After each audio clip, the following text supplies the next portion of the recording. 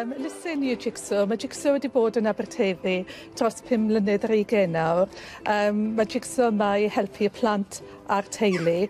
Ni'n gweithio gyda'r plentyn, y mam a'r tad hefyd. Un o nodweddau Jigsaw yw helpu'r plentyn i llwyddo a cyrraedd y nod, really, a ni'n gwneud gwaniaeth pethau i helpu nhw wneud hynny. Un o'r pethau newydd ni'n gwneud nawr yw gweithio gyda Alfie. Mae Alfie yma i eistedd gyda'r plant, a mae plant yn hoffi darllen i Alfie, a mae Alfie'n eistedd yna yn mwynhau ei hunan.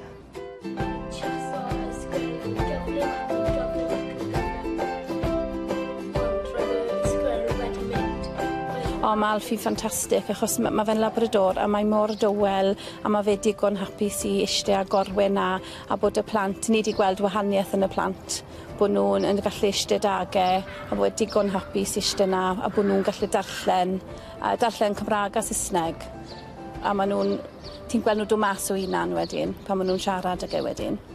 Mae Alfie y ci wedi dod i gwrando arno ni yn gweud storiau. Mae'n mynd i helpu hyder fi llawer achos dwi ddim yn hoffi darllen i pobl. Yn hoffi darllen ar ben fy hun, ond dwi'n credu mae hwn yn mynd i helpu. Does dim ci gyda fi gatre neu unrhyw anifail gyda fi gatre, ond mae cwrdd ein heddi fel Alfie yn profiad arbennig.